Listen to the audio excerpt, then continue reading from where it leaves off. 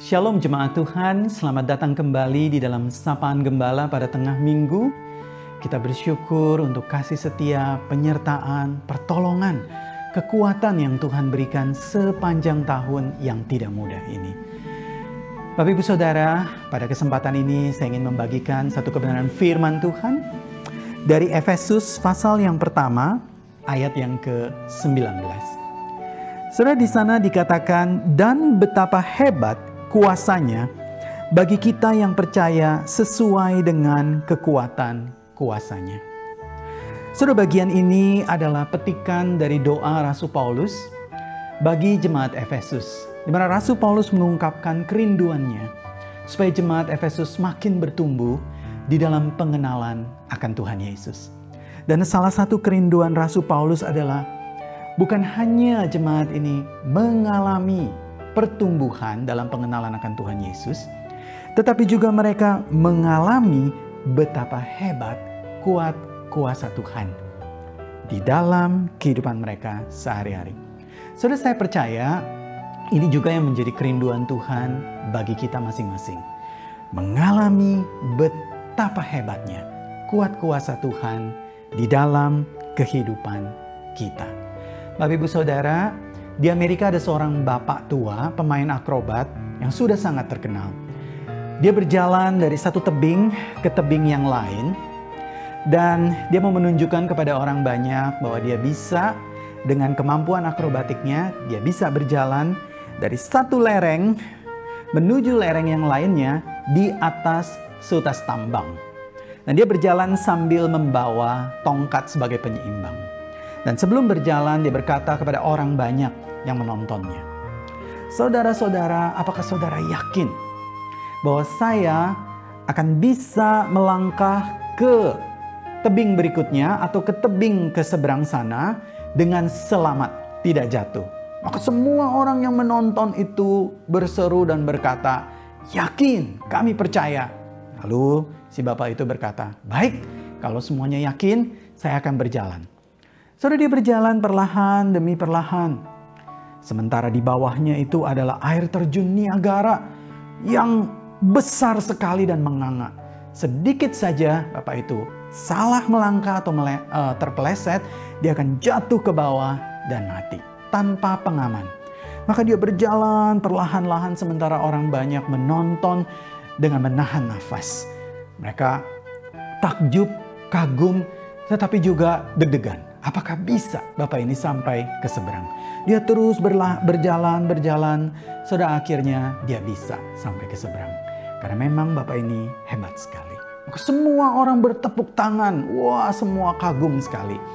Lalu bapak ini berkata sekali lagi kepada penonton yang ada di sekeliling. Dia berkata, "Baik saudara-saudara, saudara sudah menyaksikan saya bisa melewati dari satu tebing ke tebing seberang dengan membawa tongkat. Nah, sekarang saya ingin bertanya, apakah saudara yakin bahwa saya bisa berjalan dari tebing ini balik lagi ke tebing seberang dengan menggendong seseorang di pundak saya?" Wah, semua orang dengan yakin, dengan suara keras dan mantap berkata, "Yakin, kami percaya pasti bisa, hebat." Wah, dan ini juga satu tontonan yang seru ya. Jadi bapak itu, "Baik," bapak itu berkata, "jika semua yakin, jika semua sudah siap, saya akan menunjukkannya. Kalau begitu, siapa yang mau jadi sukarelawan?" Nah, tiba-tiba, saudara, yang tadinya begitu ramai suara semangat, tiba-tiba sunyi, sepi. Orang menengok kiri kanan, tidak ada yang mau jadi sukarelawan. Mengapa? Sebab sekalipun mereka yakin bapak ini hebat, tetapi kalau jatuh bagaimana? Begitu ya. Mereka berpikir, waduh, saya juga bisa jadi korban begitu. Jadi tidak ada penonton yang mau jadi sukarelawan. Saudara, ketika semua sunyi seperti itu, tiba-tiba seorang anak kecil keluar dari kerumunan itu. Dan dia teriak berkata kepada bapak itu, "Saya bersedia jadi sukarelawan." Wah, semua orang kaget. Lalu anak itu ditarik mundur kembali. Lalu dikatakan, "Kamu ini jangan macam-macam, nanti kalau jatuh bagaimana?" Lalu anak itu berkata, "Enggak, saya mau jadi sukarelawan." Dan dia berteriak sekali lagi, "Saya mau, saya bersedia." Baik. Nah, bapak itu berkata, "Jika kamu bersedia, saya akan menggendong. Maka anak itu digendong. Wah, kali ini suasananya jauh lebih mencekam. Karena ini lebih berat, lebih berbahaya, dan kalau jatuh, dua-duanya bisa mati. Maka pelan-pelan bapak ini berjalan. Pelan-pelan dia berjalan sambil menggendong anak itu di atas punggungnya. Dia terus berjalan, dan akhirnya sampai dia ke seberang. Wah, begitu dia sampai ke seberang, semua orang bertepuk tangan luar biasa. Wah, semua kagum. Para reporter datang dan mewawancarai. Maka yang pertama diwawancarai adalah dia mewawancarai anak itu. Wah, kamu ini hebat sekali, kamu berani sekali. Ini apa yang membuat kamu ini yakin bahwa si bapak itu tidak akan terpeleset dan jatuh, bahwa kamu itu aman. Lalu anak itu dengan tenang dan senyum-senyum begitu ya, dan dia berkata, saya yakin pasti bapak itu bisa. Lu kenapa kamu bisa begitu yakin? Itu bapak saya, dia berkata seperti itu. Itu bapak saya sudah biasa digendong olehnya dari kecil. Saya sudah biasa digendong ketika bapak main akrobat dan saya tidak pernah jatuh. Bapak ibu saudara yang terkasih di dalam Tuhan. Gambaran anak ini, ungkapan dari imannya, itu adalah ungkapan seperti dia mau mengatakan betapa hebatnya kuat kuasa dari bapak saya.